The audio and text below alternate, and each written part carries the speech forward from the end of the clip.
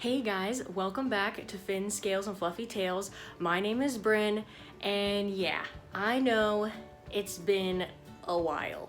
So today is gonna be kind of a long video just because I'm gonna be updating you guys on a lot of stuff that's been going on with me and my pets. So for whatever you want to watch, you're probably gonna have to skip around if you don't want to watch the whole thing. But let's see, today is Saturday, May 29th. So happy Memorial Day weekend for those of you who celebrate Memorial Day. Let's see, Alex and I aren't doing anything specifically for Memorial Day, but today we are going to a bachelor/bachelorette party for a few of our friends who are getting married. Because of COVID, they didn't really have proper ones, so me and Alex and our friend group threw them a party. So that's what we're gonna be doing tonight. Now, for the rest of this weekend, Alex and I are just gonna be hanging out, maybe go fishing here in Illinois, so we're super excited about that. The wedding is close, you guys. The wedding is close. Alex and I are getting married on July 25th. That means the wedding is only just under 2 months away. That is insane to me. Now, I don't know if you guys know this, but I had to have 2 bridal showers because for those of you who've been following my channel for a while, you know that I used to live in Ohio. That's where Alex and I met. That's where his family is from. So at the beginning of May, we did one of my bridal showers in Ohio, and now next week I'll be traveling to Pennsylvania to have my other bridal shower there with my family. Ever since we got engaged, we kind of knew that I was gonna have to have 2 bridal showers because our families live way too far apart to be able to have just one. Like, we can't expect people from Pennsylvania and Ohio to meet in the middle somewhere. That'd be like way too long of a drive. So we're just having 2 separate ones. Let's see. So yeah, I'll be traveling to Pennsylvania, and then the very next weekend after that will be my bachelorette weekend. So my 2 sisters, my best friend from school, and Alex's sister are all my bridesmaids. Now, I don't think Alex's sister is going on the trip with us, but me and my 2 sisters and my best friend will be going on our bachelorette weekend, and I am so freaking excited. I can't wait. Now, as far as other changes with me, I have quit my second job. So April 27th was my last day at my other job. So now I am only teaching piano. So that's what I do. That's like my main gig now. Now, there's a couple reasons why I left my other job, and one of those reasons is because I will be getting more hours in August at the music store teaching lessons. So, because one of their other teachers is leaving, so I will be getting all of that teacher's students, at least all of her piano students. And she has 15 students, and I already teach 15 students. So I could get upwards of 30 students. I'm hoping to keep at least 10 out of those 15 new students, but I'll keep at least half of them. It's almost inevitable that students will leave after their teacher quits or something like that. Like, not everyone's gonna stay, which is kind of unfortunate, but I'm hoping to keep most of them. Now, let's see. So that was one reason I left my other job. Another reason I left is because I was starting to get stressed out about all the wedding planning, because the deadline for people to get back to us to say whether they're coming or not is June 1st. That is like Tuesday. And up until this past week, most of my family hadn't answered me, on my dad's side at least. Most of my mom's family had, but I still had to contact a few people to see whether they were coming or not. So that was super stressful because, like, when you're planning a wedding, for those of you who plan on doing this, after you send out the invitations, from the time you send out the invitations to the time people have to get back to you, it's kind of like a limbo state, because you can plan all the big stuff, you can plan your timeline and everything, but you can't do seating chart, you can't do centerpieces, and you can't do like chair covers or anything with your tables until you know how many people are coming. So a lot of the times you're just sitting there like twiddling your thumbs waiting for people to get back to you. So I did give us a lot of extra time for people to let us know. So, and even with that, I still had to contact people and be like, hey, you know, y'all coming? So yeah, but so that has been pretty nerve-wracking, I guess, like just trying to find out who all's coming. So those were the two main reasons that I was leaving. Another reason is that because of 2 different bridal showers and our wedding being out of state and traveling so much, I decided that it would be best to leave in April because, like I said, I would have had to leave in August anyway because I was getting more hours at the store. So because of that, you know, it didn't seem worth it to stay on just for a few extra months. Because I would have to be taking off a lot of work anyway. So that's what I decided. And since I left, I can tell you guys where I used to work. I worked at Dogtopia. That is the company I used to work for, but I don't work there anymore. I really enjoyed my experience there overall. Like, my coworkers were really nice. My boss was super cool. I loved working with the dogs. It was just a lot of hard work. Like, a lot of bending, a lot of lifting. Like, some people might not think that working in a dog daycare is like really physical, but it's a pretty physical job. You're cleaning a lot. You are lifting the dogs down, especially the crate jumpers, and big dogs as well as small dogs will jump up on the crate. So you could be lifting a 75-pound dog off the crates when they jump up there. So it's a pretty physical job, on top of stopping scuffles. Like, so not only is it a physically demanding job, it's also a mentally demanding job because you have to be alert and watching the dogs at all times.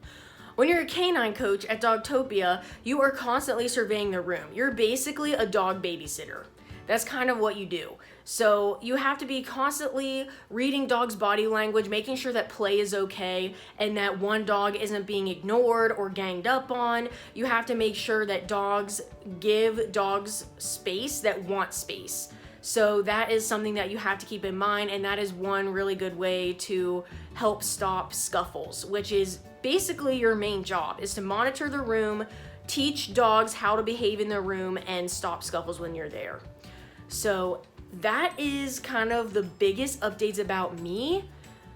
And now I'm going to update you guys about the pets. So let me turn this camera around and I will tell you guys all about them. Okay, so the first pet I'm gonna start with is Daisy. Hey, Daisy. Nope, okay. Daisy did not want to be petted just there, which is fine. If I back up into our sunroom slash pet room, this room has basically become Daisy's room. This is her tunnel toy. This cardboard box that is ripped up is her absolute favorite toy. We have a large clock hanging in our living room, and this was the box that it came in. Alex and I were lazy and didn't pick it up right away. She started chewing it that same night, so we just let her have it because she loves destroying it, and it keeps her from destroying our carpet. Those fuzzies are carpet that Daisy ripped up. And this box over here is gonna be her replacement box, which we usually also put it out, but I just put it away because it's easier for me to move around if the floor is not completely covered with her stuff. There she is right there. Pretty cute. She just got done eating her breakfast, and I just got done cleaning out her cage. So she still has her same setup. Now, this door on her crate is hardly ever closed. Like, during the day, we never lock her up in here. We pretty much trust her completely with roaming in our sunroom, living room, and dining room. So she could go in other places downstairs too, but she never ventures into the other rooms, probably because they're not carpeted. So, but this is her setup. She still has her same litter box. I did get her a new hay bag after Christmas, and if you guys can believe it, this hide in her cage is pretty new. I got it brand new for her at Christmas, and look how stained it is already. No matter how much we clean it, she always goes up there and squishes her Secotropes on top of it. It's really gross. Daisy. I always tell Daisy she's a slob, because she kind of is. You guys should have seen the mess she makes in her cage. She didn't used to do that when she was over in the living room next to the couch. But the reason why we're keeping her, we want her to get used to this place over here, is because we're bringing home our puppy sometime this fall, and we are putting her crate over here because after the first week of the puppy, so the first week that the puppy comes home, Daisy and the puppy are not even going to see each other. They're not even going to meet because I'm gonna need some time to train the puppy and have the puppy trust me so that training can happen. And then after the first week, Daisy is gonna be down here with the puppy, but this gate right here is gonna be across this entryway so that they are still separated, because I will not trust them to be together for at least a few months of the puppy living here and continual proving that the puppy will listen to me. So that's why her cage needs to be over here, because we don't want her to have too many changes at once. So this is gonna be her place, even though I don't think she likes it as much. This window out here, that's our backyard. Oh yeah, there's my bonsai tree out there. I got it from my good friend Chad as a wedding present, and I really like it, and it seems to be doing really well. So now one of the yard guys did knock it over like last week, so I was actually really pissed about that. But it lived and none of the branches broke and everything is fine. I've been watering it and everything seems good with it. But this window right here, the curtain is usually mostly drawn. I usually open it a little bit to let some natural light in here, but I needed the extra light today so that I could better film the pets for you. But yeah, Daisy's been doing really well. She had surgery back in November, and she's pretty much fully recovered from that. Now, her personality, in our opinion, still isn't the same as it was before the surgery, but she is healthy, and that is what matters. Now, the only problem we've been having with her recently is that she seems to think that it's okay for her to pee on our floor in different locations. So there is a chance that I will have to be buying more litter boxes to put in those places that she likes to pee in, which is not good. But yeah, this is basically her room. She has most of her toys in here, and she gets plenty of exercise running through basically the entire house. So, yep, that is Daisy.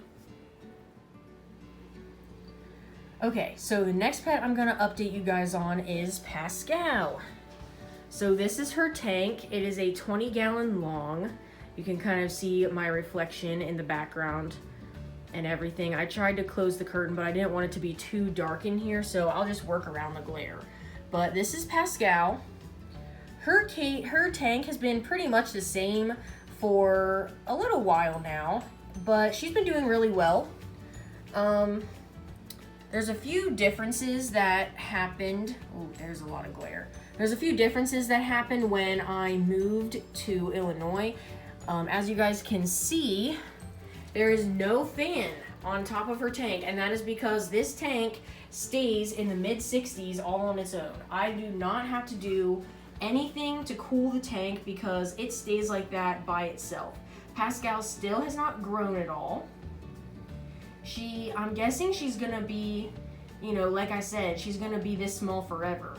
But again, and every time I make a video about her, I say this, but axolotls grow large. They are not usually this small. Pascal is an exception to a very large rule. So if you are thinking about getting an axolotl, make sure that you get a tank that is going to be big enough for them, because a 20-gallon for one axolotl is the minimum. So Pascal could probably, because of her size, be happy in 15 gallons. Because I had her in 15 gallons in my apartment and she seemed fine. But as soon as we moved here and I was able to get her a bigger tank, I did. Because I wanted her to have the space if she wanted to use it. So I don't even know if she noticed that the tank was bigger, because it only was like 5 gallons bigger. But when you go to a breeder and you buy an axolotl, make sure that you get a 20-gallon long, or get a 10-gallon long for your baby, a 10-gallon, and then put it in a 20 once it outgrows the 10. That's what I did with Pascal, except I used the 15 instead of the 20. But when Pascal was tiny, she was really small, so I wanted to keep a closer eye on her. But you're gonna want something bigger. This is how big her tank is, but you're definitely gonna need something bigger for pretty much all other axolotls. But other than that, she's been doing really well. She gets one night crawler every other day. That's how much she gets fed. Well, just about every other day. She gets fed 3 times a week usually. Monday, Wednesday, Friday, and then she's got 2 days that we don't feed usually, and then we feed on Monday again. So she's been doing super well. Gills are super fluffy, and I haven't really done anything different with her care. I should probably make a update video on how I do water changes, because now with the new house, I'm not near my bathtub at all. Our bathtub is on our 2nd floor, so we actually did buy a really long hose to fill the tank. So I will have to update you guys eventually on how we do water changes for her, because it's a lot different than I did it in my apartment. But the bucket method does work. It's just a pain in the butt. So I'm super glad that I don't have to deal with buckets anymore, which is nice. But yep, Pascal's been doing really well, and that is her signing off. So next up we have Gimli the leopard gecko. Hang on, I'm gonna take you guys in. You can actually see his nose right there. I think I did wake him up. But it is Saturday morning, and last night I did a full clean out of his tank. As you can see, he's already trudged some dirt and calcium through his water. But this is his tank setup. Pretty basic, but the one thing I do want to add eventually to this setup is a background, because I think that'll make it look even more natural. This is Eco Earth. Under this log hide is his heat mat. This plant I actually got from Petco. This is just a cork bark log that he likes sleeping in. And under this rock is his moist hide. You can actually see the paper towel sticking out. And if I go over here, you can actually see, there's a lot of glare, but you can see kind of the end of his tail sticking out of the log. But I'll just keep it over here with the tank open. So I got him this front opening tank a little while ago, and surprisingly, I have not made any videos on my channel about Gimli. Like, I introduced you guys to him in one of my first videos I ever made, but other than that, I have not featured him, and that's because, well, I don't know. I mean, as far as reptiles go, he's the only reptile I've ever owned, and I guess I'm much more comfortable with fish and furry animals, because there's a lot of people out there who might judge the way I keep Gimli, especially because I have loose substrate. A lot of leopard gecko people don't like loose substrate at all, which I kind of disagree with that. Now, if you have a baby leopard gecko, that's a different story, because they're kind of clumsy, they don't eat really well, and it's hard for them to hunt and everything. But if you have an adult, I think that loose substrate like Eco Earth is just easier. First off, it cuts down on smell. Second off, it's easier to clean, because you can just scoop the poop out like a litter box when you see it. Whereas when I had Gimli on paper towel, I had to clean out all the paper towels every single week, and that was pretty annoying. So I was basically giving him a full tank clean out every week. So every couple of months, I take everything out, and he gets a deep clean in this whole tank. His rock gets, and all his bowls and his plant get washed with soap and water, and everything else except for the wood gets sprayed down with a mixture of white vinegar and water to clean this. So this tank looks really good right now, except for that little spot right there. But this is his setup. He's got 3 different hides, and also I do not tongue feed Gimli. Ever since a few months after I got him, he hunts for his food. And in my opinion, for him, that's super important, because it's part of his enrichment living in captivity. But like, let's say you have a leopard gecko with special needs, obviously that's not going to be possible. Like if they have Enigma syndrome or some other type of physical disability that hinders them from actually being able to hunt, obviously you're going to have to tongue feed your gecko. So, but Gimli's been doing super well. Never really had any problems with him. He hasn't had any health problems, knock on wood. And he's been, you know, just living life, just chilling. So I actually did start a leopard gecko care video that I haven't finished yet, because originally I was going to try to make it similar to my updated how to get a dog video where it was like a voiceover, but those take super long to make. They're super time consuming and difficult, so maybe I'll do it that way, but hopefully you guys won't mind if I just sit next to his tank and talk about it, because that's a lot easier. Those types of videos are a lot easier to make and faster to get out than the ones that like the voiceover videos. But I did already write the script, so I would have to take a ton of pictures to show you guys what I was doing. So, but anyway, this is Gimli's tank, and he is asleep, but this is Gimli signing off.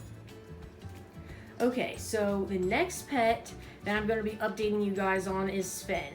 Sven is our male long-haired Syrian hamster, and he lives in this 40-gallon breeder. This is his tank. This is what it looks like. This was his Easter/spring themed tank, which you guys probably saw last month, because before the video I posted yesterday, his tank tour was the last video I posted. So, as you can see, Sven is not out because he is asleep, because it's during the day. But I did get him out and played with him last night, and we had a really good time. Sven is doing well. He eats really well, and he sleeps really well too. So as you can see, I took the liberty of giving him all this bedding to use to burrow. He did not use any of it. Alex and I literally never see him. He never comes out. We've had him since October. October? No, he was born in October. We got him in November. But we've had him since November, and he's actually a tame hamster. So it's not like he's not tame. If you open his lid even right now and woke him up and gave him a treat, he would not care at all. He doesn't mind being picked up or stroked or petted or anything. He just is super lazy. We have seen him use his wheel, or heard him use his wheel, a few times. There's a lot of glare, but you can still see it there. It's really big. We've seen him use his, or we've seen / heard him use his wheel a few times, but mostly he's got to be doing it when we're asleep, because no matter how late Alex and I stay up, and sometimes that's till 1 or 2 in the morning, we never see him. Although when we feed him, he will usually poke his head out for a treat, but then he'll go right back to sleep usually. So that's usually what he does. He doesn't really burrow a lot, even though he has all this bedding to burrow in. And he just eats and sleeps most of the time, and that's his personality. But he's like the chillest hamster ever. He's also the biggest hamster I've ever owned. I had another male Syrian when I was in college, and he was not even close to the size that Sven is. But Sven is, you know, living his best life, doing well. His next tank theme is probably going to be a natural theme, because I kind of want to go back to that. Like, I have a lot of like wooden toys for him to use and everything that is like plain wood. So natural theme is probably what's going to be next once I do a clean out. His tank needs spot clean right now, which I'll be doing that at some point soon. Probably tomorrow or Monday I'll be doing that. But I want to do a natural tank theme. That's probably going to be next. And I would really, really like to do a Gravity Falls themed tank, because I don't know of anybody who's done that before with their hamster. The problem is going to be finding stuff to put in it that's Gravity Falls themed. So that is going to be the plan though. So maybe I can find some stuff on Amazon, but that would be sick if I could do a Gravity Falls theme for Sven. That would be totally awesome. So we have... And now it's all messed up. And I even added this grass tunnel because he wasn't, I felt maybe, you know, he didn't have enough hides or something, or he just didn't feel comfortable. But no, he would just mostly rather sleep in his house. That's where he is right now. He's got a big 2-room hide box that he just stays under all the time. So that is Sven. That is what he does. And yeah, I guess this is him signing off, because he's been doing well, and that is good enough for me. Okay, so I would be remiss if I didn't talk about the 10-gallon. The 10-gallon tank has been doing really well. I don't know if you guys have seen Simba since his introductory video, but this is him. And this is his home. It looks like a jungle right now, so yeah. For those of you who don't know, the Lion King was originally going to be called King of the Jungle instead of Lion King. But, I mean, I like the new title, but Simba is definitely the king of this aquarium jungle because it is super overgrown. I should probably do some pruning. I have to prune this tank a lot, actually. And as you can see, you can kind of see the reflection of my phone on the tank, but there's a lot of algae on the glass of even the front of this tank, so I'm gonna have to scrape that off. But it's interesting. Planted tanks are both more work and less work than non-planted aquariums. They're more work because you have to deal with different types of plants and pruning them, and you also have to take care of the algae. But they're less work because you never have to do water changes, like hardly ever. I hardly ever do big water changes on this tank, especially for the shrimp, but also because this tank doesn't need it. All these plants takes out like all the nitrates from the water. So my nitrate's usually at 0 when I test this, but it's because it's so heavily planted. But I usually have to remove some of the plants at different times because they just get too overgrown. Now, as far as food, I have their food sitting here on the side of the tank. The Shrimp King is what I feed the shrimp. The shrimp, because there's so much algae, they get fed once or twice a week, max, because I don't want too many shrimp in the tank and I don't want too many snails in the tank. But I absolutely love both the shrimp and the snails, there he is, in this tank. Even though the snails are considered pest snails, I love them to death. This Bug Bites tropical formula for my beta is what he usually gets for food. He seems to prefer this dry food over any type of fresh food that I give him. But I'm gonna have to start trying to reintroduce fresh foods because, you know, I feel like fresh foods is a little bit better.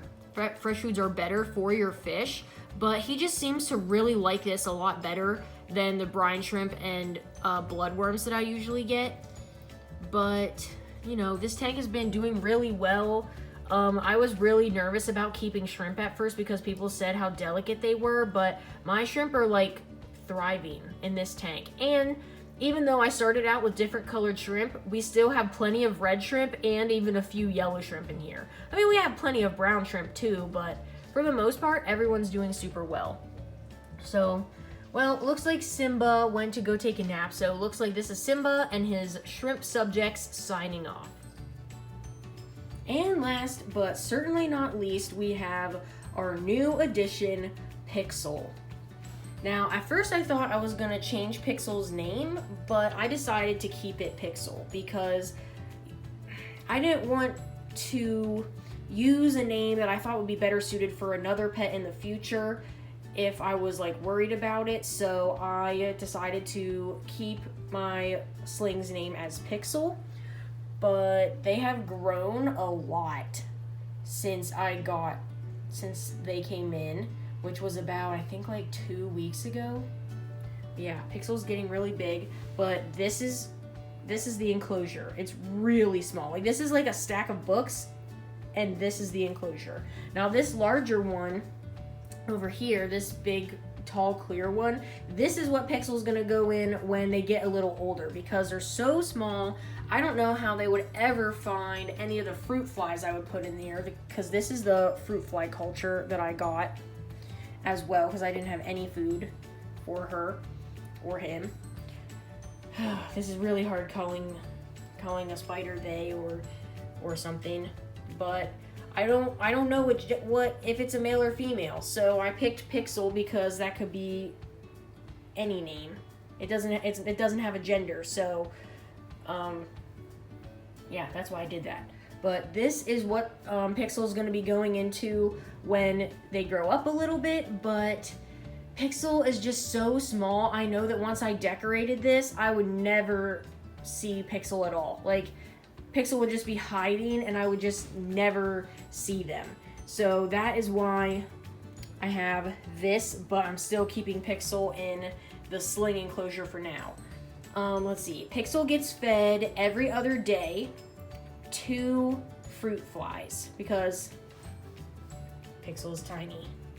And some of the fruit flies sometimes escape through the air holes, but if I see them, I usually just squish them because I don't want fruit flies in my house, even though they're flightless. But how I usually feed her is I will take the fruit fly culture and I will put it in the refrigerator for 5 minutes. What this does is it sends the little fruit flies into, like, basically it makes them slow down so they're not so fast and like jumping all over the place and acting crazy and trying to escape and stuff. Oh, let me see if I can get a better shot. Oh, there we go. So that is why I put it in the refrigerator. So they're in the refrigerator for 5 minutes. Then I take them out of the refrigerator and I shake 2 of them into a smaller container and then use that container to dump them into Pixel's enclosure. So that's how I feed her. Also,